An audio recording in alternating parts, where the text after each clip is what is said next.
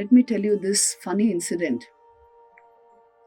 Mother Sharda was once when she was in the Udbodhan house, she asked one brahmachari whether he was frightened of ghosts. And he said, how can we be frightened of ghosts? We are the children of the Divine Mother, which means she herself. And then mother said, but I am frightened of ghosts.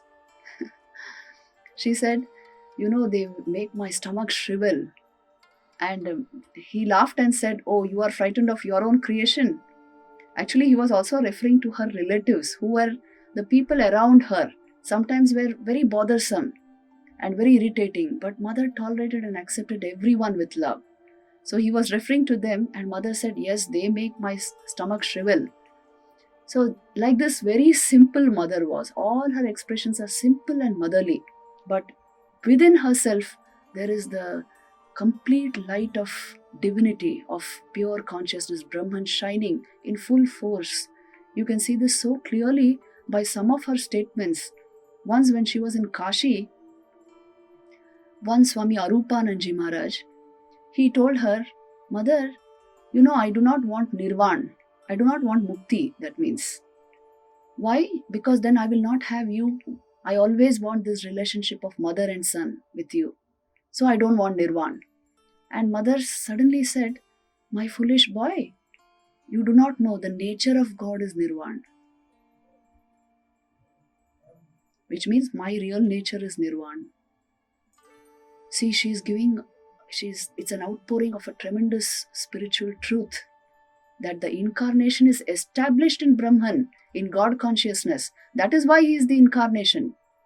And he has these human aspects of him, but the divinity shines forth throughout his life, in every aspect of his life. So this we find in the life of Holy Mother Sri Sarada Devi.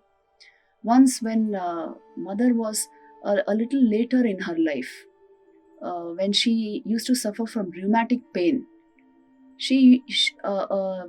maid used to come and massage her feet with medicated oil. So that maid's name was Kamini.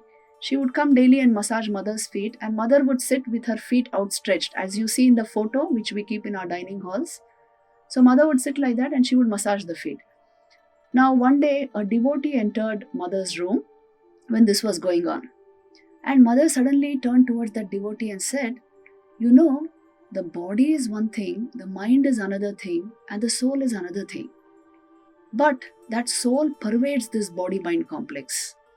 That is why I feel pain here. She showed her knees. That is where she had the rheumatic pain. And then she says, but if I withdraw my mind, I will not feel this pain. See, the whole of Vedanta is there in this incident. The soul, the spirit, that is manifesting through this body and mind. It pervades the body and mind. But you have the capacity to withdraw the mind in such a way that it turns towards its own source, towards its divinity. And you can remain completely oblivious of the body-mind complex whenever you wish to be. This capacity the human mind has, because in your essential nature, you transcend the body-mind complex. She is giving out these utterances, these great philosophical truths in such simple ways, you see. This is how she explained this profound truth of Vedanta to this devotee. So in mother's life, you find such remarkable incidents. Take any of her messages and you will see the profundity of it. She once said, there is no treasure equal to contentment and no virtue equal to fortitude. Check your life and see, isn't this true? This is true of every human life.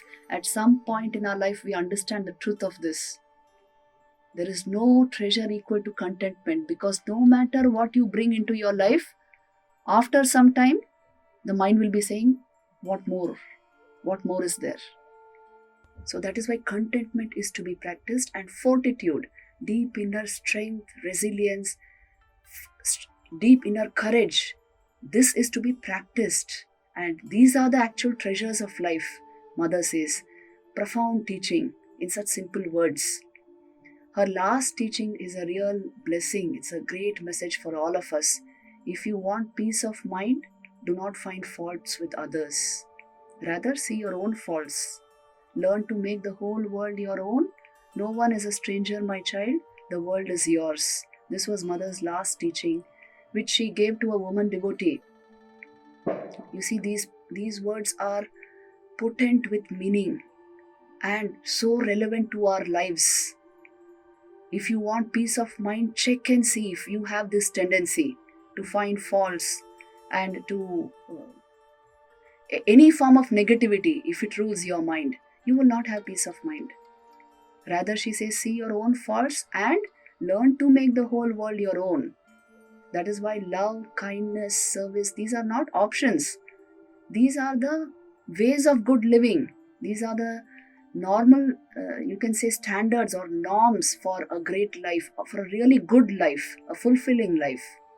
So, Mother's last message encapsulates the essentials of human fulfillment. And that is why each word of hers is very important. They are actually sentences meant for meditation. If you want peace of mind, do not find faults with others. This is meant for meditation. And that is why Mother's life and message are intertwined. In her own life, what she practiced, that came out of her mouth. And her own life shows, you can say, the very essence of our scriptures. In one incident, Mother tells us, let me tell you this incident and finally conclude this talk. This was the message which she gave to Swami Shantananji Maharaj, who was a great sadhu of the Ramakrishna order. He was a disciple of Holy Mother Sri Sarada Devi. So once she told him, look, my son, if there is any crisis in your life, do one thing. Deeply think of me. Go into solitude. Cut off from everything. Dive into your japa and meditation. Deeply pray to me. Keep your body and mind pure. And dive into spiritual practice. And if you deeply pray to me, if you are able to connect with me, you will get my response. Do not distract yourself for a few days, but dwell on this, on your japa and your meditation, your spiritual practice. And still if you do not get my response, please see that your mind has not risen to the level from where you can hear my command, because I will definitely respond. One who prays to me wholeheartedly will definitely receive my response. You must lift your mind to that level.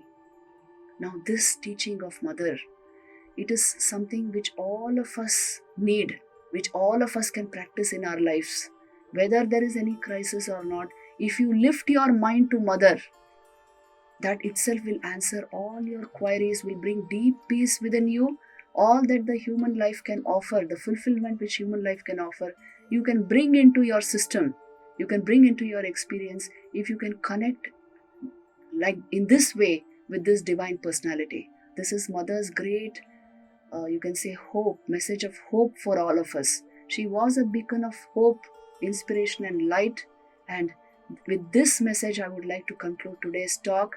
Let us pray to Holy Mother Sri Sarada Devi that these beautiful incidents of her life and her inspiring messages come live in our own lives, and we are able to tread her path, follow in her footsteps towards the supreme ideal of life.